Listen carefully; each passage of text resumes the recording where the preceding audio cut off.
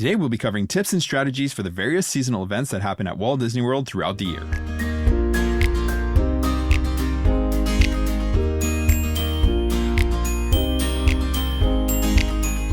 Hello and welcome to the Let's Go to Disney podcast. I'm Oliver. And I'm Lucy. Today is Sunday, June 23rd, and you're listening to episode 41, Highlights and Tips for the Seasonal Events at Walt Disney World. Before we get into today's main topic, here's what's going on in the parks right now. The biggest news of the week is coming out of Universal Orlando. They revealed major news on their Dark Universe land coming to Epic Universe opening in 2025. On Thursday, June 20th, they shared a preview along with a 6-minute video highlighting the features, attractions, entertainment, and dining coming to the spooky land. Universal said that they designed this land, named Darkmoor, for monster lovers and thrill seekers. The space will be centered around Universal's rich history of monsters and villains in a land dedicated solely to that theme. The land will feature a portal and spire that will have electricity pulsing through it, which you'll be able to physically see in the land itself, connecting to a manor. There will be characters roaming in and around the streets of Darkmoor, contributing to the overall spooky atmosphere. You'll encounter and be able to meet some of the monsters that inhabit the land. Universal said, quote, "We toe that line between being family friendly, but we can also be PG-13, which is really interesting." Yeah, that'll be fun. I think I'm really excited to see this land. Yeah, 100%. And Universal is definitely, we've said this before, right? But it's definitely more geared towards like tweens, teens, adults. So this fits in with their overall, absolutely. It overall makes sense. strategy. Yep. Yeah, 100%.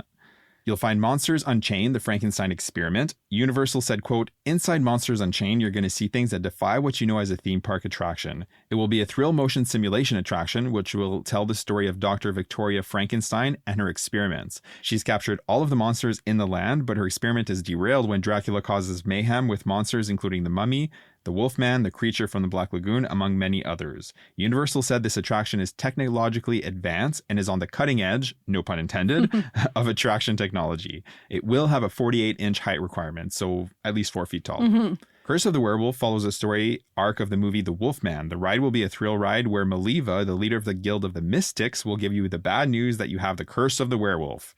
She'll bring you to a wagon camp where you'll board the attraction and have to escape a pack of werewolves. This will be a family-friendly attraction and is going to have a 40-inch height requirement.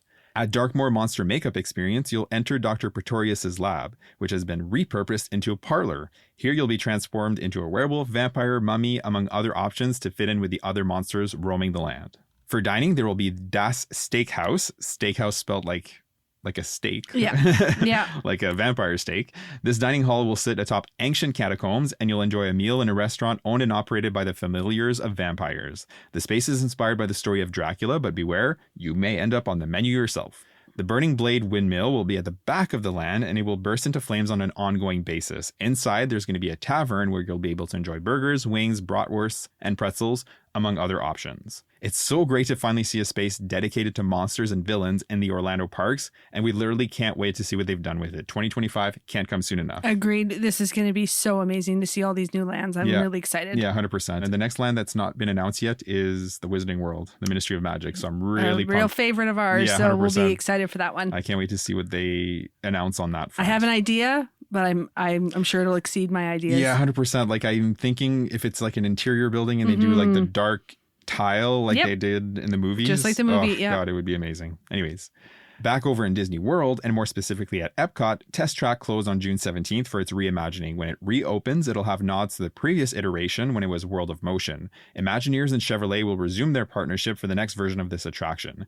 Disney hasn't shared a timeline on how long the refurbishment will take and when we can expect to see the attraction open. We'll keep an eye on this and share details when they're announced. And the day is finally here. This coming Friday, June 28th, Tiana's Bayou Adventure will finally have its official opening.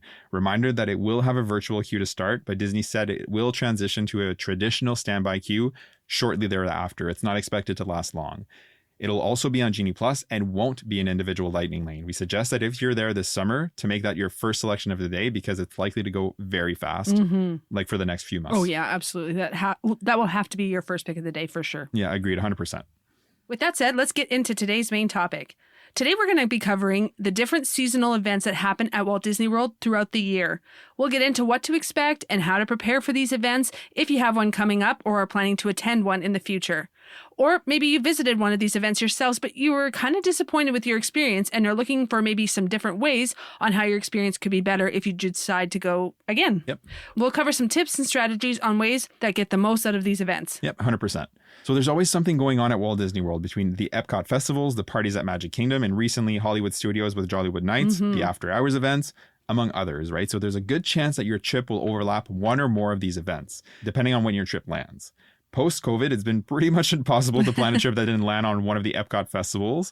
But in 2024, there's actually a large gap between Flower and Garden and Food and Wine. So there won't be an Epcot festival going on for basically all of June, July, and August, which is a bigger gap than it's been since pre-COVID. Yeah, it has been. In the last few years, the downtime has been minimal and only a couple weeks separated the festivals. But regardless of when you're planning your trip, knowing when these events are happening and what they are will help you decide if it's something that you would like to take part in. And if you don't want to take part in one or any of these events, it'll still benefit you to know what's going on and when you may want to avoid a certain park. Absolutely. For example, Mickey's Not So Scary Halloween Party happens quite often between August and October. So if your trip falls during this time, you'll want to know which dates the parties are held. So, you may want to avoid Magic Kingdom on those days. Or perhaps you want to utilize the lower daytime crowds to your advantage before hopping to another park. Either way, like we always say, the more you know going in, the better prepared you'll be to execute your trip. With that said, let's kick things off with our first event, and that's Mickey's Not So Scary Halloween Party. So Mickey's Not So Scary Halloween Party is a hard-ticketed after-hours event that happens at Magic Kingdom on select nights in August through October. Hard-ticketed means that even if you had a park ticket and were visiting Magic Kingdom on the party day, you would still need a party ticket to stay in the park for the party. Otherwise, you're going to be filtered out when it starts. You are not obligated to have a park ticket to attend the party, meaning if you buy just a party ticket, that's all you need to attend the festivities. You're going to be able to enter the park 3 hours before the party start time, so that's 4 p.m., since the party officially kicks off at 7 p.m. and goes till midnight. The parties generally start in early to mid-August, and then they go through to Halloween or just after that, meaning, yes, they have had November parties before. Yep. This year, the parties are starting quite early on August 9th, and the last party will be on Halloween night, so on October 31st. There are 38 parties in that time span, 7 in August, 13 in September, and 18 in October. Prices range from $119 to $199 per ticket. The first party is $149, and all other August parties are $119, and then the last August 30th party is $129. September prices are $129 in the first half of the month and $149 in the back half of the month. And in October, the cheapest ticket is $169 and peaks at $199 the week leading up to Halloween because, 100%. A lot of people want to attend it when it is very close to Halloween, if not on Halloween night. Yeah, 100%. That's by far the most popular dates, and consistently, Halloween is the first to sell out. Yeah. Absolutely. Annual pass holders and DVC members are going to save $10 per ticket. So as of this recording, the only date that is already sold out for this year is Halloween. And that is very typical. That happens every year. As for the prices, you can kind of see the trend. The further you are away from Halloween, the less expensive it'll be, aside from the very first party. So unlike the Oogie Boogie Bash in Disneyland, Mickey's Not So Scary Halloween tickets hang around much longer. So having said that, if you have your heart set on a specific date, it's best practice to buy as far in advance as possible so that you don't miss out. But we can tell you this, if you're there in August, you're going to get the Halloween feels no matter what. 100%. Like the don't worry decorations about go that. up. Yeah, once the decorations go up for these parties, they stick around until Halloween. So so I wonder sometimes if people are like, oh, well, we want to experience all the Halloween. It started already 100%. In August, we promise. Yes, it's definitely there. We've been in there in September and it was full Halloween mode. When did we go to the party? It was not I can't this remember past year. It was the year before. September. It was in September. And it was full Halloween, full swing. Yeah. So don't worry about if you're worried that it's not going to feel Halloween, it will. Yeah, it definitely will. So like we said, the party officially kicks off at 7 p.m., but your party ticket allows you to enter the park as early as 4 p.m. Note, if you were in Magic Kingdom and are not staying for the park closes to regular day guests at 6. There's no happily ever after fireworks on party days. People will start arriving early and lining up outside of the touch points before 4 p.m., but much like the rope drop, the line moves quickly once guests are allowed to enter. You'll be given a treat bag, party map, and wristband to show that you're there for the party, essentially. And if you were already in the park with a day ticket, you don't have to come back out. You can pick up your wristband at different locations inside the park. Last year, this was at City Hall, Tortuga Tavern, across from Monsters, Inc. Laugh Floor, literally across. Yep, right across it. And at PhilharMagic in Fantasyland. Guests who don't have a wristband will be filtered out at 6 p.m. to give you enough time for essentially the day guests to leave before the party officially kicks off. Yeah, it runs pretty smoothly. We were actually in the park the day of our party, and we just picked ours up across from Monsters Inc. laugh floor. Exactly. And it all ran smoothly. Like, you didn't see them pushing people out the door. Just everything seemed to go really smooth. Yep, 100%. Like they know what they're doing. Yeah, exactly. It's not their first rodeo. Yeah. So why would you want to go to a party anyways? Well, one, if not the main draw, is the exclusive entertainment options that you'll have at these events, right? So returning this year for Mickey's Not So Scary Halloween Party, there's Disney's Not So Spooky Spectacular, which is a special nighttime spectacular exclusive to the party that features fireworks, projections, and laser effects. It features character appearances from Jack Skellington, Mickey, Minnie, Donald, and Goofy in their Halloween best, along with other fun characters and villains. The show happens once, usually around 10:15. Probably my favorite part of the party is Mickey's Boo-to-You Halloween Parade, right? So good. This parade is just so good. It's elevated. Yeah, 100%. It starts with the Headless Horseman trotting down the parade path, followed by parade floats, essentially. So the parade features all the characters you know and love in their Halloween best. And the song that plays during the parade is just so catchy, Boo to You. I won't sing it, but it's it sticks in your head. It also features some villains and some other spooky creatures that you don't normally see in the parks. I think that's what I like the best about it, is that it's not what you're typically going to see day to day in an average park day. It's all the characters that you're kind of like, oh yeah, like Cruella. Yeah, 100%. And then they have like special performers. So for example, the Gravediggers have shovels that are like metal, and they create sparks when they like scrape them on the ground. About that. Yeah. Oh yeah, that was really like cool. Really, really cool. Yeah. It's hard to put into words, right? But again, it's definitely my favorite of all the Disney parades. Agreed, mine too. The parade is actually held twice, so families with younger kids tend to watch the first parade, which means the second parade is typically less crowded. Having said that, the fireworks and parade won't happen if the weather doesn't cooperate. And unfortunately, many of the parties happen in the summer, right? So think August and September. Hurricane season. Yeah, exactly, right? And those afternoon showers and into the evening can really put a damper on your party, essentially, and it could get rained out. So just something to keep in mind there. If the weather looks good for the first parade and they're calling for rain in a little bit later, it can be a good idea to catch the first parade so you don't risk missing it altogether. Absolutely. So there's also the Hocus Pocus Villain Spectacular, hosted by none other than the Sanderson sisters themselves in front of the Cinderella Castle. I absolutely love Hocus Pocus, so for me, this was an absolute thrill. Yeah, I agree. They did such a great job with this. So the show features the sisters as well as other villains like Dr. Facilier, Oogie Boogie, Maleficent, among many others. We absolutely love this show, and the music, effects, lasers, lights, everything is just really well done. I couldn't say enough good things about this show. Agreed. I thought it was just phenomenal. Disney knows how to put on a show, and this is no different. Definitely worth checking out during the party. It's a must. If you miss this during your party, you've missed out. Like, it's a shame. 100%. Like we said, right? Like, the entertainment is definitely...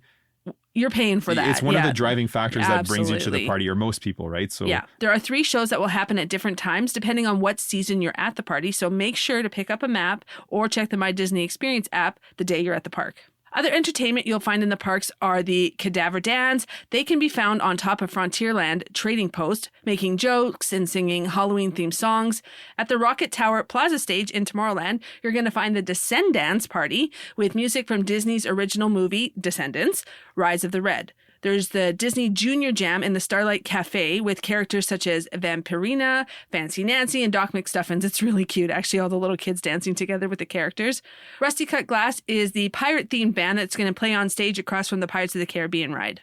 Yeah, 100%. The party also hosts many rare and exclusive meet and greet opportunities, right? So some of the most populars are Jack Skellington, obviously, and Sally, and all of the 7 dwarves. Other popular appearances are Stitch in his Elvis costume, Pooh and his friends in their Halloween costumes, among many, many others. Minnie and Mickey will debut new outfits for 2024 with neon green, purple, and spiderweb accents, and they look super cute. The most popular meet and greets get some seriously long lines, so if those are important to you, it's a good strategy to head there first or right before one of the shows or parades. We don't suggest heading there before the fireworks because you don't want to miss the only show. Agreed. Yeah. In terms of rides, the party's a good time to ride attractions with low waits. Early in the evening, wait times will be higher, but as the party wears on, even Seven Dwarfs Mine Train, Peter Pan, and Jungle Cruise, wait times can get even lower than 15 minutes. Yep. So that can be a significant driving factor for some people. Although we wouldn't necessarily prioritize rides at all. So you can experience these anytime, right? Whereas the party exclusive shows, you could only catch during the party. Mad Tea Party, Space Mountain, Monsters Inc. Laugh Floor all get ride overlays for the party as well. Note, Genie Plus is not available during the party. So even if you had purchased it for Magic Kingdom earlier in the day, that's not going to apply during party hours. No.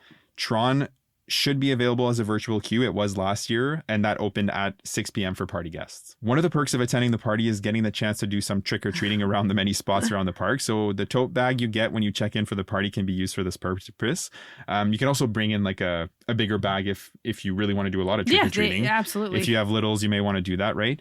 The trick-or-treat stations are marked with large glowing inflatable stands marked treats. You can't miss them. Okay, they get quite long lines as well, so that's going to be an indicator of where to go as well. You're going to get an assortment of treats here, and they also offer allergy-friendly treats upon request. They'll give you a blue token, and then you can redeem that at the Chamber of Commerce or Liberty Square for allergy-friendly treats, essentially. We wouldn't prioritize trick-or-treating either, right? You can make a couple stops if the lines aren't too long, but again, the other party offerings should be prioritized over this, right? The trick-or-treat lines go way down in the last bit of the party as well, and cast members tend to be like pretty generous at the end of the party, right? So that's a good option as well, is just to hit up a couple of those like at park close. Yeah, for sure. Like we didn't have our kids with us when we attended this party, so for us obviously the candy wasn't important, but I'm sure for some parents that their kids are like, no, we're gonna get the candy. Yeah, 100%. I could definitely see that. There will also be exclusive treats and merchandise to the party. Merchandise will be available at the Emporium and are only accessible to party guests. These lines can get ridiculously long, so something to keep in mind there. There are also numerous exclusive treats available at the counter service or snack locations around the park. Your map is going to show you what's available, and it can definitely be a fun treat to pick up an exclusive snack or two during the party. We did that and we loved it. It was so fun. If you're craving something more substantial, you'll be able to order meals from the quick service restaurants in the parks as well. Aside from that, a few things to keep in mind is, like we said, get to the park early to take advantage of 3 hours in the park before the party officially starts. The cost of a party ticket is usually more expensive than a full day park ticket. So if you want the most bang for your buck, get there early. Definitely do that. Yep. On that note, though, in the earlier part of the party, prioritize the meet and greets that are most important to you, if any, before the entertainment starts. It's a good idea to do all the entertainment in one shot. If you can find a spot around the hub, you can watch the parade, the stage show, and the fireworks without having to move a muscle. Yep. And like we said, August, September, and even October can be overwhelmingly hot. So make sure to dress for the weather and prepare for rain, because there's a really good chance it's going to rain at some point in the afternoon or the evening. Yeah, almost certainly, right? Like this is high humidity, high heat. You'll feel it. Yeah, 100%. Yeah. Like especially in August, September, October even. But like you can have some cooler dates then too. But yeah, almost certainly it's going to be hot and humid and likely rain Especially at some point. September. Yeah, 100%. Next up is Mickey's Very Merry Christmas Party. So Mickey's Very Merry Christmas Party is the other Magic Kingdom party. Just like Mickey's Not So Scary Halloween Party, it's a hard-ticketed event that happens on select nights in November and December. Same rules apply for this party, meaning you need a separate ticket for the party, even if you had a park ticket for the day. The party also runs from 7 p.m. to midnight, and you can enter the park as early as 4 p.m. Day guests will be filtered out at 6 p.m., just like Mickey's Not So Scary. The dates for the 2024 Mickey's Very Merry Christmas Party were just announced. The first party will be November 8th, and the last party will be December 20th. There will be 25 parties in that time, 13 in November and 12 in December. Just like Mickey's Not So Scary Halloween Party, the least expensive dates are early on in the season and get progressively more expensive in December and closer to Christmas, and peak in the days leading up to the holiday. There are price increases this year. Last year, ticket prices range from $159 to $199, and for 2024, they'll be $169 to $219. That's pretty steep. Tickets will go on sale on July 2nd for resort guests and July 10th for everyone else. And if you have your heart set on a specific date, you'll also want to secure that as soon as possible. There's also a $10 per ticket discount for DVC members and annual pass holders for this party as well. And just like Mickey's Not So Scary, if you're already in the park before the party and have party tickets, you can head to select locations in the parks to pick up your wristbands, party map, along with a party favor. Last year was a little nutcracker ornament. Yeah, we love it. Which was really cute. We put one on our mantle like at Christmas time and one in our Christmas tree right after we got back from our like late November, early December trip. Yeah, we love it. Yeah, 100%. So just like Mickey's Not So Scary Halloween Party, one of the main draws of this party is the exclusive entertainment that you're going to be able to experience during the party. Mickey's Once Upon a Christmas Time Parade. This is also a phenomenal parade that features characters in their holiday best. You're going to see dancing reindeer, gingerbread men, and honestly, the highlight for us last year was the Nutcrackers marching in step, which was just really cool to see. Yeah, I thought it was just phenomenal. 100%. We caught the last one. Yeah, the second parade. We had a great spot too. Yeah, we were right around like the bend there. Yeah, 100%. Like right in front of the big Christmas tree, like right at the entrance. And we had really, really good spots, like right up on the curb. And like the Nutcrackers marched up like They were literally so like cool. within feet Yeah. from us, and they One were came right down to us. 100%. It was so cool. So there are 2 parades during the party, so we suggest the same thing here. The first parade is definitely more crowded, so if you can hold off for the second one, you'll find lower crowds and likely you won't have to stake out like a really good viewing spot quite as early as the first parade. Yeah, I think we were there, what was it, like 20, 30 minutes max? Yeah. I went to You grab went a and snack. got us a treat and then we just sat there and relaxed. yeah, It was nice, exactly. actually. Yeah. So one thing to note is that after the parties have wrapped up for the season, Disney will typically run this parade in the days before Christmas and the week between Christmas and New Year's during regular park hours. So if you're in Disney over Christmas, you'll be able to actually enjoy this parade without having to attend a Christmas party, which is a nice little bonus. Yeah, 100%. It's a really great parade. And of course, no party would be complete without a nighttime spectacular. So Minnie's Wonderful Christmas Time Fireworks is what it's called for the Christmas party. 100%. Really good show. Yeah, very good show. The show is hosted by Minnie herself, along with a score of holiday favorites. The show features characters, music, lasers, state-of-the-art projections, and is a show-stopping fireworks display. Like, it is phenomenal. Yeah, 100%. Yep. I actually really appreciated the projections. 100%. And we're such, like, we're Christmas people. We absolutely love we Christmas. Are ridiculous, if probably. you walk into our house at Christmas time, like Christmas threw up in here. Times 2. So yeah, Mickey's Very Merry Christmas Party was right up our alley. It really was. So this show only happens once and should not be missed. We promise you will regret it if you miss it. Last year, the show was at 10 p.m. So you'll likely probably see the same time this year in 2024. No reason why you wouldn't. Yep. Again, this is a fireworks show and it's also hosted after the parties have wrapped before New Year's. Yeah, 100%. So just like the parade, you'll be able to see that fireworks show. Basically, if you're there at Christmas time, you'll be able to catch these without having to attend a party. Absolutely. Yeah. The stage show at this party is Mickey's Most Merriest Celebration. So the show is hosted by Mickey and Minnie and features the characters you know and love wearing their Christmas-themed attire and singing and dancing to some holiday medleys. So some of the characters you'll see are Donald, Daisy, Goofy, Pluto, Woody, Jessie, Peter Pan, Snow White, Alice, among many, many more, right? Clarabelle has a All I Want for Christmas Is You solo, which like I think last year might have been the first day. Yeah, it was pretty cool. And it was awesome. It was hilarious. And again, this will run in the days after the party ends in the week before Christmas and then in the week between Christmas and New Year's. So last year it had 4 showings during the party, and it's likely to be similar this year. Yeah. And new for last year, and it's not clear if it's going to return for 2024, was the Frozen Holiday Surprise. So this was a short show featuring Elsa, Anna, Olaf, Kristoff, and the Snow Geese. At the end of the show, the castle gets illuminated with projections in an icy kind of blue tone, which stays on the castle after the show ends. The show happened once during regular park hours and again during the party, like early hours of the party late last year. So if it returns in similar fashion, we'll suggest the same thing that we did last year. So catch that show during regular park hours, which was 6:15, and reserve your party time for the like party exclusive entertainment. Some of the other entertainment going on around the park is the Disney Junior Jingle Jam with Disney Junior pals Vampirina, Fancy Nancy, Doc McStuffins, and Timon over at Cosmic Rays. That's in Tomorrowland. Club Tinsel Dance Party at the Rocket Tower Plaza features Judy Hopps, Nick Wilde, and Chip and Dale. The Collective 5 is just like a little boy band, essentially. It has intermittent shows during the party hours at Rocket Tower Plaza as well. And the Reindeer Wranglers were over in Frontierland doing their holiday hoedown with holiday vibes at different times throughout the party as well. So many little shows to see, so much to do. It's so fun. You won't even really like think about rides, to be honest with you, because there's so much to do. Yeah, 100%. Like that's, again, like rides are okay too. Like it's fun to maybe get on a ride that is always such a long line. Yeah, especially if it's like, like, 10 minutes honestly, or less. But there's so much to do. It's so fun. 100%. Yeah. There are also some rare and exclusive character meet and greets. Of note, there's Jack Skellington as Sandy Claus. Many princes will also be out with their princesses, such as Aladdin and Jasmine, Flynn Rider and Rapunzel, Aurora and Prince Philip, Snow White and her prince, among many others, the 7 dwarves, and other characters in Christmas attire. If any of these meet and greets are a priority for you or someone in your party, this is definitely a good thing to head to first thing when the party kicks off or during the first parade if you plan on heading to the second one. Yep, agreed. In terms of rides, again, just like Mickey's Not So Scary Halloween Party, ride lines are definitely going to go down as the evening wears on. Jingle Cruise is likely to return, but that's actually normally available throughout the entire holiday season, so during regular park days, not just the party itself. So we actually suggest riding that one during your regular park hours. Tomorrowland Speedway, Monsters Inc. Laugh Floor, Space Mountain, and Mad Tea Party all get Christmas-themed holiday layovers.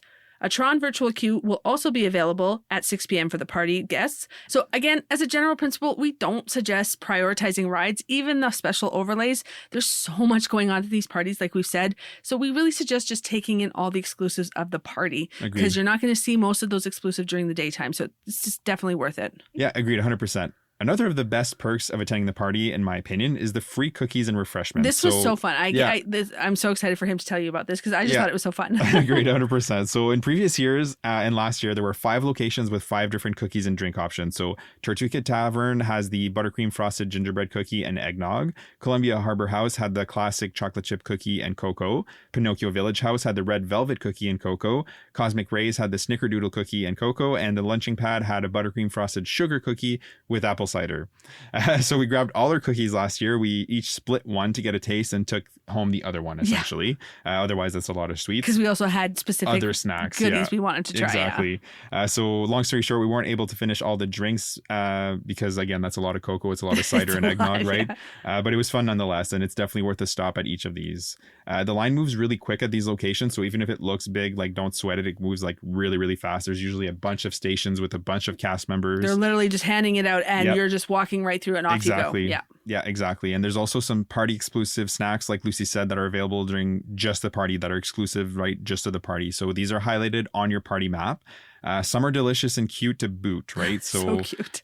Where was it? It was at Sunshine something. Yeah, Sunshine Tree, or Sunshine Tree Terrace, and it was like looked like a little gift. Yep. But it was like a pistachio mousse, and it was all red, and it looked like it was literally like a wrapped gift. Looked perfect, but it was super good. Yeah. Definitely. It was hard to break into because it was so pretty. I know, we didn't want to, but if that's back this year, we definitely recommend that one.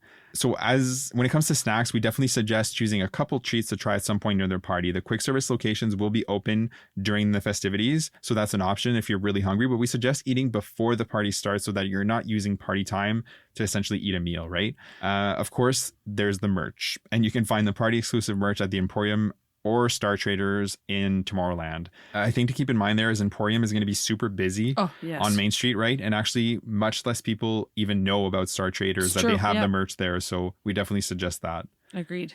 And only party guests will be able to purchase the party exclusive merch, right? So you can't buy Mickey's Very Merry Christmas Party, like Spirit jersey, if you're not a party guest. Literally will put it out for the party and then take it right away, take it right back. It's not there the next day. Yeah. So a lot of the same tips that apply at Mickey's Not So Scary Halloween Party are also going to apply to Mickey's Very Merry Christmas Party.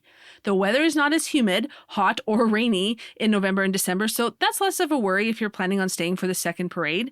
Parties are also less likely to be rained out. So if you have the stamina, or if your kids can swing it, crowds go down in the last hour or so after the second parade. So consider staying all the way to the end if you can. Yeah, agreed, 100%. You'll be tired the next day, but it's worth it. Yeah, agreed. There was also a new party on the Walt Disney World scene last year, and this was called Jollywood Nights over in Hollywood Studios. And this party is confirmed to be returning for 2024. Disney just announced the party dates for this upcoming holiday season. This party did have some growing pains, especially for the first party last year, but it definitely got better with subsequent parties. And while we don't enjoy this one quite as much as Mickey's Very Merry Christmas Party, we did enjoy ourselves there, and there was a lot of positives. Yep, agreed. It's unclear what will return and what, if anything, will change. There's not a big history to this party, so it's not a mainstay like Magic Kingdom parties have become. So there's still a lot of things that are unknown right now. Yeah, it's kind of up in the air, right? Yeah, absolutely. There's not a lot of announcements so far. But for sure it is returning. Yeah. Yes, they have said that. So just like the Magic Kingdom parties, this is a hard-ticketed event that happens on select nights between November and December. Disney announced that the first party this year will be on November 9th, and the last party will be December 21st. There will be 13 parties in that time, 7 in November and 6 in December. There are significantly less Jollywood Nights parties than Mickey's Very Merry Christmas Party, so that is something to keep in mind if you want to attend one or both of these events. Just like Mickey's Very Merry Christmas Party, tickets will go on sale for resort guests on July 2nd and all other guests on July 10th. We recommend buying your tickets as far in advance as possible. Also, like the other parties, you don't need a regular ticket, just a party ticket to attend, and vice versa. Your day ticket won't get you into that party. You're going to need an extra party ticket. The party ran last year from 8:30 to 12:30, so 4 hours instead of the 5 hours for the Magic Kingdom parties, and you could only enter the park at 7 p.m., so less time between arrival and party start time. If you were already in the park, you could pick up your lanyard and party map inside the park. And if you were arriving for the party, you would pick that up when you entered. Yeah, agreed 100%. We really appreciated the lanyards. Yeah. They were like green and they said Disney Jollywood Nights on them. They're actually super cute and I use mine for work. Yeah, actually, I liked it too. It was a good touch. So the entertainment at this party last year was really good, and we really did enjoy this part of the party a lot. At Theater of the Stars, which is normally where the Beauty and the Beast live on stage is held, there was a Disney Holidays in Hollywood show hosted by Kermit the Frog and Miss Piggy. The show features Mickey, Minnie, Belle, and Tiana, and some amazingly talented performers and dancers. I was so impressed with the talent. The show was upbeat and fast and paced and really so much fun. It had good music and good performances. So fun. It has 4 show times throughout the party. Yeah, agreed 100%. The next one was over at the Hyperion Theater that normally houses the Frozen Sing-Along, and that was What's This? Tim Burton's The Nightmare Before Christmas Sing-Along, which was also a really good show. It featured Jack Skellington, Oogie Boogie, and the show essentially follows the story of the movie with the songs from the movie, and it's super entertaining. Definitely worth checking out during the party. And this one also had 4 showings. Funny story, we met this couple, like super entertaining couple guys, and the one, he was also a content creator, so essentially like he was, you know, with his phone and filming and like, kind of talking to, and his husband just could care less about like the content side of it. He was 100%. just there for the So he movie. started chatting me up because I was show. doing something similar, right? I was kind of filming like the stage with my phone, doing kind of these sweeping pans, and he's like, "Are you a little content creator?" And I was like, "As a matter of fact, I am." So we kind of got chatting with them. They were a lot of fun. Yeah, they were. They kind of made the show even more entertaining. Yeah, agreed. There was also Holiday Fiesta en la Calle, which was on Commissary Lane and featured live Latin holiday music and snacks. The Jazzy Holidays at the Hollywood Brown Derby, which had a walk-up wait list where you could enjoy like jazzy holiday music and exclusive treats and drinks. The first few parties like this filled up like super fast. So if that was important to you, you really had to get it early. So if they bring that back, something to keep in mind there. There was also the Twilight Soiree at the Tip Top Club over at Tower of Terror, which also had live performers and exclusive drink options. There was also a DJ right in front of the Grauman Theater playing holiday tunes. There's a lot going on, essentially. Yeah, there is a lot. Yep. The nighttime spectacular was Jingle Bell, Jingle Bam, which hadn't been seen in the park since 2019. It's a good show, definitely not on par with like the nighttime spectaculars of like Epcot or Magic Kingdom, but it was still entertaining and enjoyable. It happened at 12:30, so basically at the end of the party. Yeah. So there's something to keep in mind there. There was some character meet and greets like Mickey and Minnie in vintage holiday kind of glitz outfits, as well as Donald, Daisy, Powerline Max, Phineas and Ferb, Chip and Dale, Edna Mode and Frozone, Santa Duffy, Santa Stitch, Jiminy Cricket, Pinocchio, Mary Poppins, and Penguin, among many others. This was actually like a point of like a growing pain thing. Initially, they didn't have like any characters at the first party, which essentially people complained about, but Disney quickly rebounded and then they brought in a bunch of characters. They figured it out. And we went a little bit later, like it was the end of November, so they had it figured out by then. So we got the benefit of meeting a few characters. In terms of wait times for attractions, so Rise had a virtual queue which opened at 8 for party guests. The other attractions had relatively low waits throughout. We rode only Tower of Terror during the party, which was a walk-on. So of course there was a ton of party exclusive treats and merchandise as well, if you were interested in that. Yeah, absolutely. So again, given that we've only had a year for this party, so far it's unclear what will remain and what will change. But assuming that things don't change too much, here's a few tips to keep in mind. Arrive early. You only get 4 hours of party time and only 90 minutes ahead of time. So to maximize your time, arrive as early as you can. 4 hours is really not a lot of time when you're trying to see all the shows, experience some of the snacks, and maybe meet a character or two. What we quickly noticed is that we were on the go the entire length of the party. And if we hadn't, we probably would have missed out on a lot. Like we did not relax in this party. No, exactly. We had a plan and we stuck to it going in. So that we could see it because we paid good money to be there and we wanted 100%. To see all the shows and stuff. And again, it was the first year of it. So we wanted to make sure that we got to see everything. Like I still remember rushing from the show on the stage where Beauty and the Beast usually is. The Stars to show. Go and see the Nightmare Before Christmas show. And I remember being like, we have to move. Yeah, 100%. And a lot of people were like that too. Yeah, 100%. Yeah. So make a list of your must-dos and get to it. Make sure to take advantage of the free photo pass photos during the party. This is included with the cost of your ticket. We did find that the event was definitely geared towards the older demographic. So while Oliver and I enjoyed it, we probably would not take our kids to this party, but we definitely would take them to Mickey's Very Merry Christmas Party. So something to keep in mind for that as well. Yeah, agreed 100%. It's not that it wasn't a good time, right? It was a good time. But again, it just like Lucy said, it feels a little bit more adult, like the entertainment, the snacks, the drinks. Like it Lots just, of liquor drinks, lots Yeah. of, yeah. and like, like the jazzy Our kids would have performers been over like, at Tower of "Ooh." Terror, and like, Yeah. just like the overall feeling of it was just, it felt a little bit of an older crowd. Grown up, yeah. Yeah, definitely. Next up, we have the Epcot Festivals. So there are 4 Epcot festivals held throughout the year, beginning with the Festival of the Arts that normally runs January into February, Flower and Garden, which is like late February, early March through the end of May, Food and Wine, which has been July through November in recent years, but this year it's the very end of August through the beginning of November. And Festival of Holidays is end of November through December. So aside from the summer, there's a good chance that your trip is going to overlap at some point with one of the Epcot festivals. Yeah. The beauty of the Epcot Festival is that they're a fun way to augment and enhance your day, but you can participate in as little or as much as you want, essentially. The basic or standard offerings during the festivals are typically similar from festival to festival. So starting with Festival of the Arts, it ran January 12th through February 19th in 2024. It's usually around like similar dates.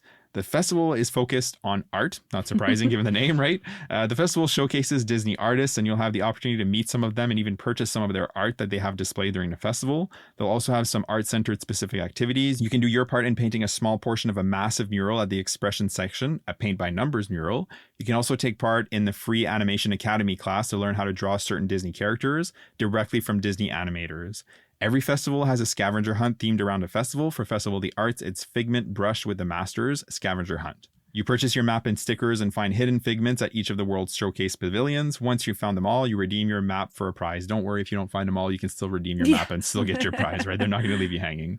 There is live entertainment at the World Showcase Plaza that will feature artists and acrobatics.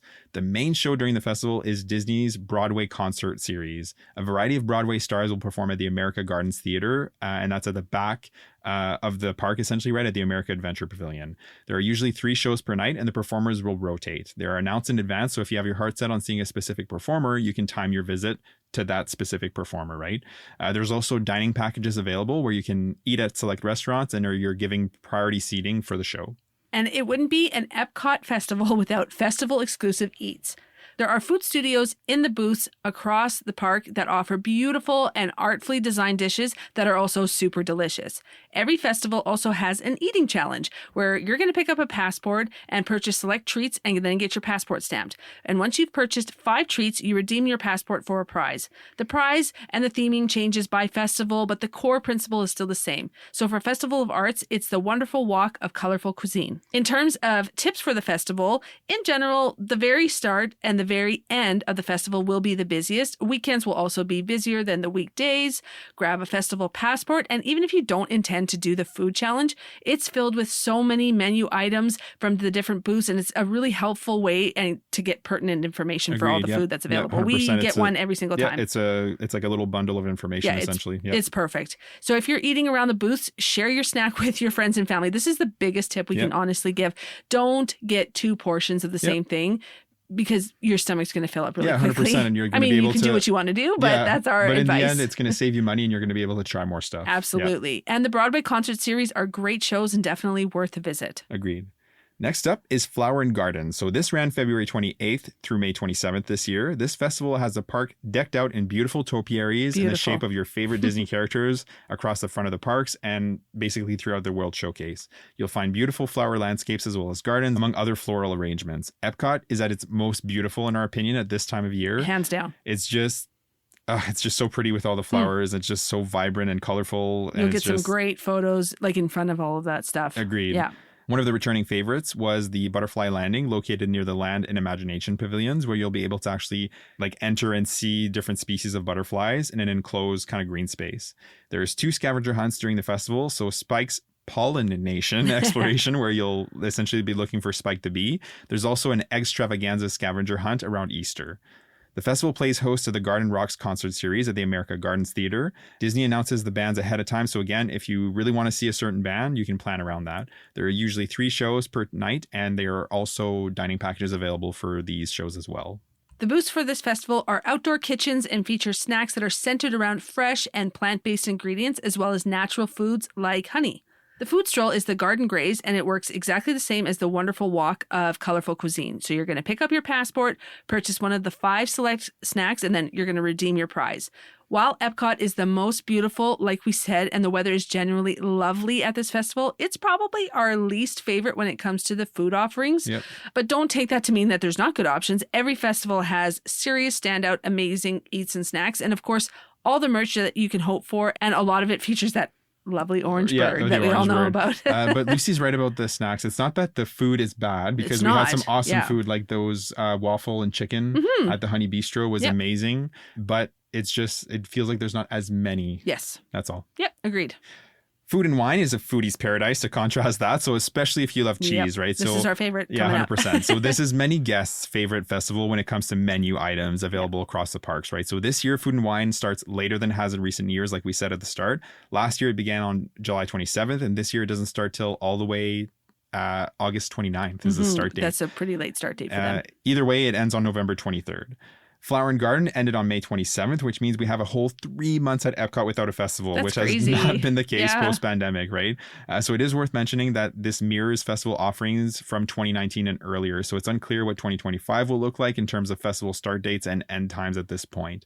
They also used to have cooking demonstrations and seminar, which haven't returned since the parks reopened. But with the new space at Community Core Hall and Plaza, it's feasible to think that events like that could return. So time will tell. The scavenger hunt during the festival is Remy's Ratatouille Hide and Squeak, where you'll find Remy's hitting essentially across the World Showcase. Ratatouille is really like the perfect IP for this festival when you think about it, right? It's so cute and it fits in perfectly with like the general theme of the event. I agree.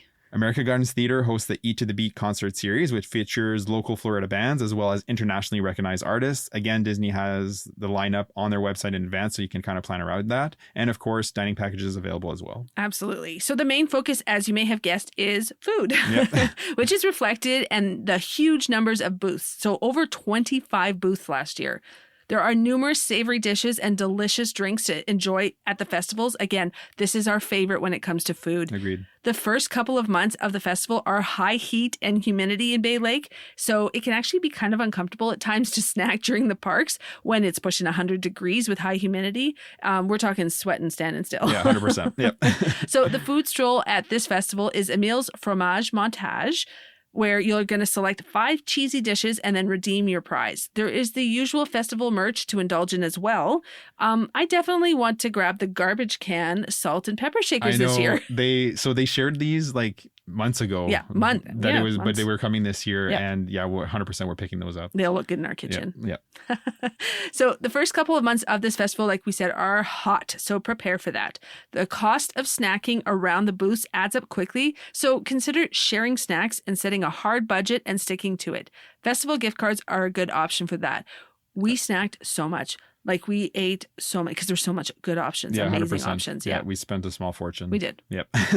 And last but certainly not least is the Festival of the Holidays. So dates were just announced and the festival will run November 29th to December 30th this year. Really quick turnaround since Food and Wine runs until November 23rd, like we said. The park gets the holiday treatment with festive music, decorations, and a massive tree at the entrance to the World Showcase. Oh my God, Christmas at Walt Disney World. Perfect. It's a must. Yeah. Some of the fun exclusive festival offerings are the holiday storytellers, which share the history of the holidays in their respective countries. There are singers, musicians, actors, Santas, among many others. They have various showtimes throughout the day, and you can easily catch a few of them just walking around the showcase. Joyful, a celebration of the season, is a group that sings Christmas and Kwanzaa-themed songs. They perform at the World Showcase Plaza, like right at the entrance of the World Showcase. The Voices of Liberty sing Holiday Classic over in the America Adventure Rotunda at the back of the park. And the scavenger hunt is Olaf's Holiday Tradition Expedition. America Gardens Theater hosts the Candlelight Processional, 3 shows per night. The show has a celebrity host and performances from a live orchestra, Voices of Liberty, and the Walt Disney Cast Choir. There are dining packages available for these shows as well. The celebrity hosts will rotate just like the bands at the other parties, right? And they are announced ahead of time so that you can plan around that. There's been some big names here in recent years, like Neil Patrick Harris and others. Yep. There's been some really big names. Yep. So in terms of food, there's the holiday kitchens all over the parks, which feature seasonal treats from around the world at over 15 locations. The food stroll is the holiday cookie stroll, and it's exactly what it sounds like. You're going to purchase 5 select cookies and are rewarded with spoiler alert, a 6th cookie. Yeah. And of course, festival merch is available. There was lots of great cookies. That was a fun one to do. Yeah, last year the prize cookie was a wish cookie shaped like the star. Fun. Yeah. So in terms of tips, many apply same as the other festivals. A couple things to keep in mind is that it can get cold. So make sure you dress for the weather. Also, the festival gets busy the closer you are to Christmas and of course around that Thanksgiving time as well. It's best to arrive early in the day and early in the season to beat the crowds. Yeah, agreed 100%. In short, like we said, the Epcot festivals are a great way to enhance your Epcot day, but you're not in any way forced to take part in any of it. You do as much or as little as your party wants to do. Yep, exactly. Next up is the after hours events. So not to be confused with extended evening hours, which are deluxe resort benefits on select nights and select parks. After hours events are hard ticketed events, as the name implies, and they happen after the parks have closed to day guests. These first started in 2016 and were paused for a while after the closures, but they're officially back. These events are 3 hours long and are typically held in the less busy times of year. They happen at Magic Kingdom, Hollywood Studios, and Epcot, not at Animal Kingdom, and they also happen at the water parks. Those are named H2O Glow events. The event runs from 9:30 to 12:30 at Hollywood Studios and 10 p.m. to 1 a.m. at Magic Kingdom and Epcot. Your event ticket grants you entry at 7 p.m. Just like the parties, we encourage you to take advantage of arriving early so you can get more bang for your buck and essentially more time in the parks, which is only 3 hours, right? So you definitely don't want to arrive late. If you are already in the park, you can pick up your wristband inside the park versus at entry, just like the other parties. The main perk of these events is little to no wait at most attractions in the parks. Even rides like Tron and Guardians of the Galaxy operate a standby queue during these events. So like it's go time. If you want to ride back-to-back Guardians, like that's the time to do it. At Magic Kingdom, the Enchanted Fireworks show happens at the end. On these nights, Happily Ever After also happens before the park closes. So if you're going in, entering the park just before, you can actually catch both fireworks shows, which is a plus. In terms of entertainment, some characters may be walking around, but again, the main draw during these parties is the low ride wait times, right? Mm-hmm. There's really not a whole lot going on other than that. You'll also get free snacks and Coke products, like drinks, like bottled drinks, included in the cost of your ticket. So you can grab these and ice cream treats like Mickey bars, popcorn, bottled drinks at the various locations in the parks. Note that almost all restaurant locations will be closed, but again, that's not why you're here, right? And it's so late at night. Yeah. Next is Run Disney events. There are a few spread out throughout the year. There are usually numerous races over a 4 or 5 day period, and runners can sign up for one or more of these races over the course of the event. Note that the run happens very early before the parks open for the day. Yep. To give you an idea of the available events, the Wine and Dine Half Marathon Weekend is coming up on October 31st to November 3rd. January 8th to 12th in 2025 will be the Marathon Weekend. This is the largest event of all throughout the year. Yeah, agreed. Yep. The Princess Half Marathon Weekend will be February 20th to 24th, 2025, and the Springtime Surprise will be April 3rd to 6th in 2025. The theme rotates year over year, so this is a new event that started in 2022. Yep, agreed. Registration for these events open months in advance, so if you're interested, you should definitely book as early as possible, as these events will sell out extremely fast. Whether you're a runner or you're just legitimately fast or you're just looking to have a great experience, you can definitely take part in this event. We haven't done a Run Disney event yet, but it's definitely on Oliver's bucket list. He's a runner. I'm not so much, but I would go and support him. Yeah, 100%. And like, I'm not an elite runner by any means, but you're good. You run daily, I run definitely a few times a week. So it's definitely a bucket list item for me. Absolutely. I want to take part in it. You'll definitely do that. Yep. And the kids and I will just go and wait for you in the hotel room until you're done, and then we'll go and ride the rides. Yeah. So aside from that, other small things will happen over the course of the year. Independence Day brings a special and amazing fireworks show to Magic Kingdom, and some fun snacks and merchandise will be available as well. And pretty much every holiday are going to get special treats and merchandise. So think Easter, Mother's Day, Valentine's Day, among others. Yeah, agreed 100%. And like we said at the start of the episode, there's really a good chance that your trip is going to coincide with one of these seasonal events. So it's good to be aware of what's going on in the parks, so that when you're going, you're going to be there and you can plan that, am I going to go to this or am I going to try to avoid it? If it's something you want to specifically experience, like Mickey's Not So Scary, for example, well, you're going to want to make sure that you're there at the right time and purchase your tickets well in advance to make sure you can attend a party. At the end of the day, these can be a great way to add a little something extra or different to your trip, but don't feel like you absolutely need to take part in any of these events, right? You can certainly have a magical trip without taking part in anything other than just visiting the parks and taking in the offerings that are available all year round, right? Absolutely. Like our first several trips, we did none of these. Nothing. It's really like more in recent years that we started going to Mickey's Not So Scary, Mickey's Very Merry Christmas Party, Jollywood Nights. Like we all did that in recent years before we kind of just did the parks. Yeah, absolutely. So with that being said, thank you so much for joining us today to talk about the seasonal events around the parks. It's always good to keep your finger on the pulse of what's going on in the parks, and hopefully this gave you a really good baseline of what you can expect throughout the year. Yeah, agreed 100%. Please subscribe, rate, and review the podcast so you don't miss any future episodes. It also helps us reach more listeners. And again, that's why we do this, right? To help people have great Disney vacations. You can also find us on Instagram and TikTok at letsgo.todisney, as well as our Facebook page, Let's Go to Disney. Have a great day, and we'll see you real soon.